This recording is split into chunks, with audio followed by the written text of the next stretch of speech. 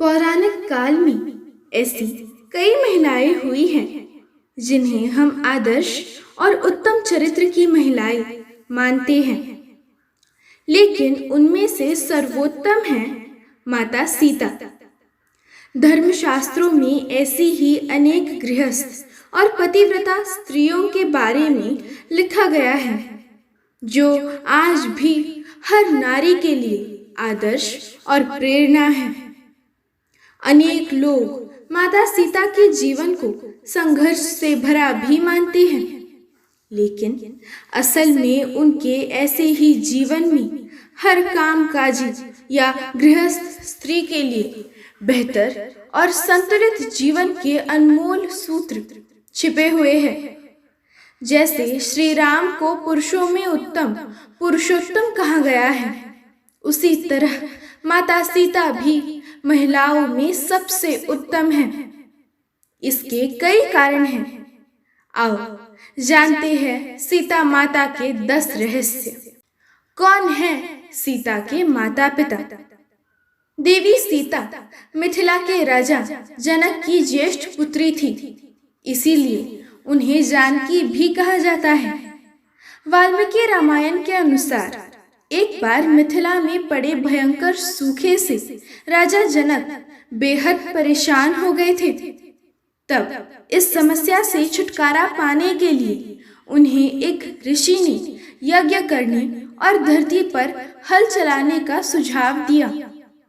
उस ऋषि के सुझाव पर राजा जनक ने यज्ञ करवाया और उसके बाद राजा जनक धरती जोतने लगे। तभी उन्हें धरती में से सोने की डलिया में मिट्टी में लिपटी हुई एक सुंदर कन्या मिली। उस कन्या को हाथों में लेकर राजा जनक ने उसे सीता नाम दिया और उसे अपनी पुत्री के रूप में अपना लिया।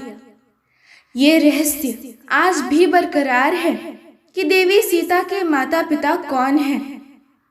अब आप देखिए कि ऐसी महिला जिसे अपने माता पिता के बारे में कुछ भी नहीं पता है, वो राजमहल में पली बढ़ी।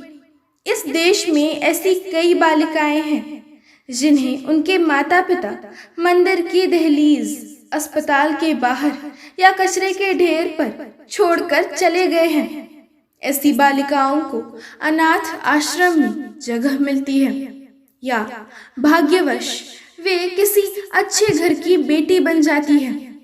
लेकिन सैकड़ों ऐसी भी है जो कि सड़क पर अकेली ही भटक रही है। उन सभी महिलाओं को माता सीता की ओर देखना चाहिए और हौसला रखना चाहिए। राम सीता का विवाह। यदि मन में श्रेष्ठ के चयन की दृढ़ इच्छा है तो निश्चित ही ऐसा ही होगा। सीता स्वयंवर तो केवल एक नाटक था। असल में देवी सीता ने श्री राम और श्री राम ने देवी सीता को पहले ही चुन लिया था। मार्गशीर्ष मास की शुक्ल पक्ष की पंचमी को भगवान श्री राम तथा जनक पुत्री जानकी का विवाह हुआ था। तभी से इस पंचमी को विवाह पंचमी पर्व के रूप में मनाया जाता है।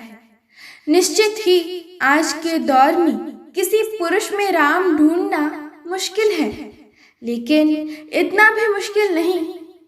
एक पत्नी व्रत धर्म का जो पालन करे और 7 वचनों को जो गंभीरता से ले, उसी से विवाह करना चाहिए। महिलाओं को विवाह तो ऐसे ही व्यक्ति से करना चाहिए जो कि थोड़े बहुत संस्कारों का पालन करता हो और निर्व्यसनी हो। यदि महिला आदर्श पुरुष की बजाय मॉडर्न पुरुष का चयन कर रही है तो ये रिस्क तो है ही, साथ ही वो समाज में नए प्रचलन को जन्म दे देगी। हो सकता है कि तब जिंदगी एक समझौता बन जाए। असाधारण पतिव्रता।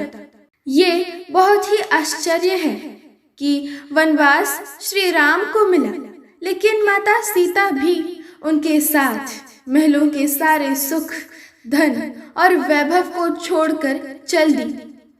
केवल इसीलिए कि उन्हें अपने पतिव्रत धर्म को निभाना था, इसलिए भी कि उन्होंने 7 वचन साथ में पढ़े थे। उस काल में वन बहुत ही भयानक हुआ करता था, वहां रहना भी बहुत कठिन था, लेकिन माता सीता ने श्री राम के साथ ही रहना स्वीकार किया। निश्चित ही पति को अपनी पत्नी के हर दम पर साथ देना जरूरी है, उसी तरह पत्नी का भी उसके पति के हर सुख और दुख में साथ देना जरूरी है। कोई महिला यदि अपने पति के दुख में दुखी और सुख में सुखी नहीं होती है तो उसे सोचना चाहिए कि वो क्या है। आदर्श और उत्तम दाम्पत्य जीवन शिव पार्वती और राम सीता की तरह ही हो सकता है। सिर्फ गृहिणी नहीं, कामकाजी भी। माता सीता सिर्फ गृहिणी ही नहीं थी, अर्थात घर में रहकर रोटी बनाना या घर के ही कामकाज देखना। वे प्रभु श्री राम के हर कार्य में हाथ बटाती थी। इस तरह वे एक कामकाजी महिला भी थी।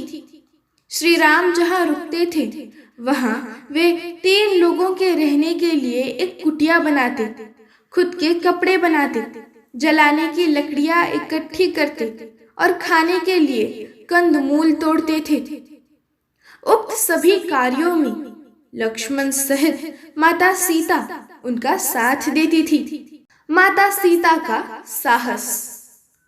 माता सीता का जब रावण ने अपहरण कर लिया और उन्हें अशोक वाटिका में रखा, तब इस कठिन परिस्थिति में उन्होंने शील, सहनशीलता, साहस और धर्म का पालन किया।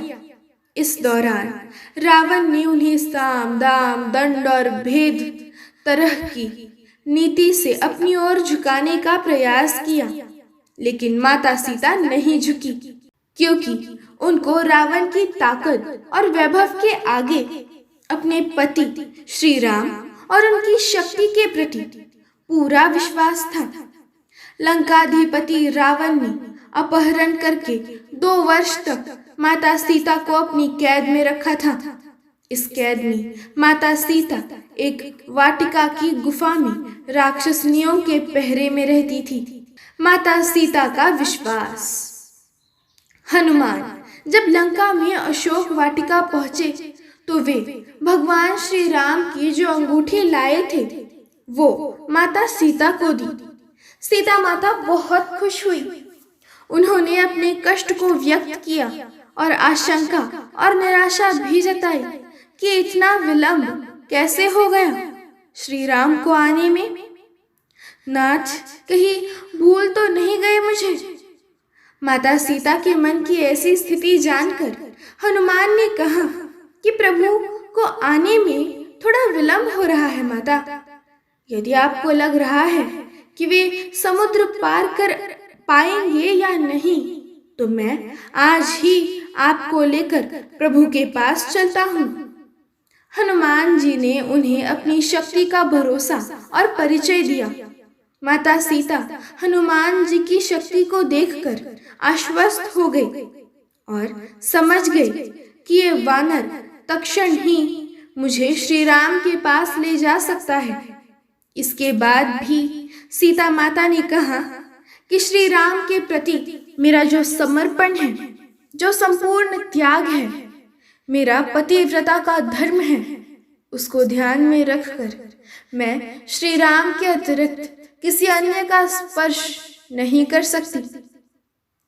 अब श्री राम यहाँ आए, रावण का वध करे, जो उसके लोग हैं उनको मारे और मुझे लेकर जाए। श्री राम ही मुझे मान मर्यादा के साथ लेकर जाए, यही उचित होगा।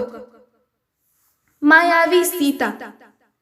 माना जाता है कि रण क्षेत्र में वानर सेना तथा राम लक्ष्मण में भय और निराशा फैलाने के लिए रावण के पुत्र मेघनाद ने अपनी शक्ति से एक मायावी सीता की रचना की, जो माता सीता की भांति ही नजर आ रही थी।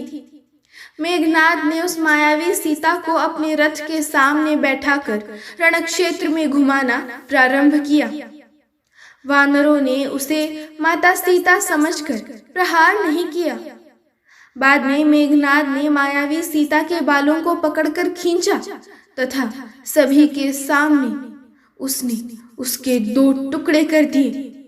ये दृश्य देखकर वानर सेना में निराशा फैल गई। सभी सोचने लगे कि जिस माता सीता के लिए युद्ध कर रहे हैं वो तो मारी गई है, अब युद्ध करने का क्या फायदा। श्री राम ने सीता की मृत्यु का समाचार सुना तो वे भी अचेत हो गए। चारों ओर फैला खून देखकर सब लोग शोकाकुल हो उठे। ये देखकर मेघनाद निकुंभिला देवी के स्थान पर जाकर हवन करने लगा।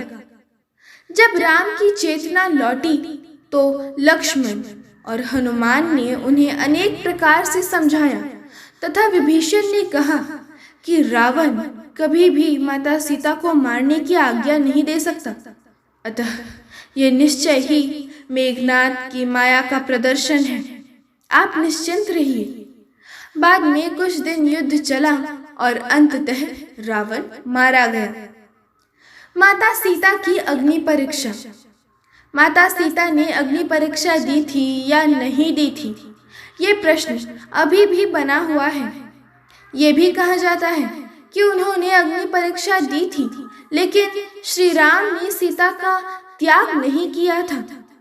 जिस सीता के बिना श्री राम एक पल भी नहीं रह सकते और जिसके लिए उन्होंने सबसे बड़ा युद्ध लड़ा, उसे वे किसी व्यक्ति और समाज के कहने पर क्या छोड़ सकते हैं। श्री राम जब देवी सीता को रावण के पास से छुड़वाकर अयोध्या ले आए तो उनके राज्याभिषेक के कुछ समय बाद मंत्रियों और दुर्मुख नामक एक गुप्तचर के मुंह से श्री राम ने जाना कि प्रजाजन देवी सीता की पवित्रता के विषय में संदिग्ध है, अतः सीता और श्री राम को लेकर अनेक मनमानी बातें बनाई जा रही हैं।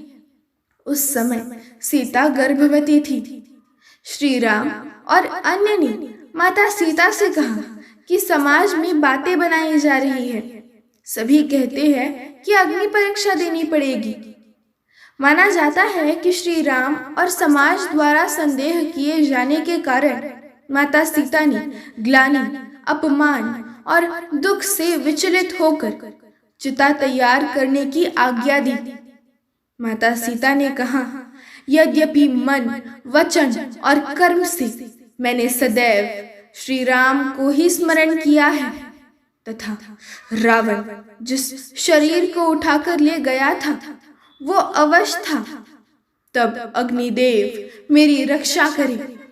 और फिर सीता माता ने जलती हुई चिता में प्रवेश किया। अग्निदेव ने प्रत्यक्ष रूप धारण करके माता सीता को गोद में उठाकर श्री राम के सम्मुख प्रस्तुत करते हुए कहा कि वे हर प्रकार से पवित्र हैं। इस अग्नि परीक्षा के पश्चात भी जन समुदाय में तरह तरह की बातें बनाई जाने लगी। तब श्री राम के समक्ष फिर से धर्म संकट उत्पन्न हो गया। वाल्मीकि आश्रम में माता सीता माता जब गर्भवती थी तब उन्होंने एक दिन श्री राम से एक बार तपोवन में घूमने की इच्छा व्यक्त की, किंतु श्री राम ने वंश को कलंक से बचाने के लिए लक्ष्मण से कहा कि वे सीता को तपोवन में छोड़ आए। हालांकि कुछ जगह उल्लेख है कि श्री राम का सम्मान उनकी प्रजा के बीच बना रहे, इसके लिए उन्होंने अयोध्या का महल छोड़ दिया और वन में जाकर वाल्मीकि आश्रम में रहने लगी। वे गर्भवती थी और इसी अवस्था में उन्होंने अपना घर छोड़ा था। वाल्मीकि आश्रम से सीता ने लव और कुश नामक 2 जुड़वा बच्चों को जन्म दिया। माता सीता की मृत्यु। माता सीता अपने पुत्रों के साथ वाल्मीकि आश्रम में ही रहती थी। एक बार की बात है कि भगवान श्री राम ने अश्वमेध यज्ञ का आयोजन किया। उस यज्ञ में वाल्मीकि जी ने लव और कुश को रामायण सुनाने के लिए भेजा। श्री राम ने दोनों कुमारों से यह चरित्र सुना। कहते हैं कि प्रतिदिन वे दोनों 20 सर्ग सुनाते थे। उत्तरकांड तक पहुंचने पर श्री राम ने जाना कि वे दोनों मेरे ही बालक हैं। तब राम ने सीता को कहलाया कि यदि वे निष्पाप हैं तो यहाँ सभा में आकर अपनी पवित्रता प्रकट करें। वाल्मीकि देवी सीता को लेकर सभा में गए। वहां सभा में वशिष्ठ ऋषि भी थे। वशिष्ठ जी ने कहा कि हे राम, मैं वरुण का 10वां पुत्र हूँ। जीवन में मैंने कभी झूठ नहीं बोला। ये दोनों तुम्हारे पुत्र हैं। यदि मैंने झूठ बोला हो तो मेरी तपस्या का फल मुझे ना मिले। मैंने दिव्य दृष्टि से उसकी पवित्रता देख ली है। सीता हाथ जोड़कर नीचे मुख करके बोली, हे धरती माँ, यदि मैं पवित्र हूँ तो धरती फट जाए और मैं उसमें समा जाऊं। जब सीता ने ये कहा तब नागों पर रखा एक सिंहासन पृथ्वी फाड़कर बाहर निकला। सिंहासन पर पृथ्वी देवी बैठी थी। उन्होंने सीता को गोद में बैठा लिया। सीता के बैठते ही वो सिंहासन धरती में धंसने लगा और सीता माता धरती में समा गई। हालांकि पद्म पुराण में इसका वर्णन अलग मिलता है। पद्म पुराण की कथा में सीता धरती में नहीं समाई थी, बल्कि उन्होंने श्री राम के साथ रहकर सिंहासन का सुख भोगा था और उन्होंने भी श्री राम के साथ में जल समाधि ले ली थी।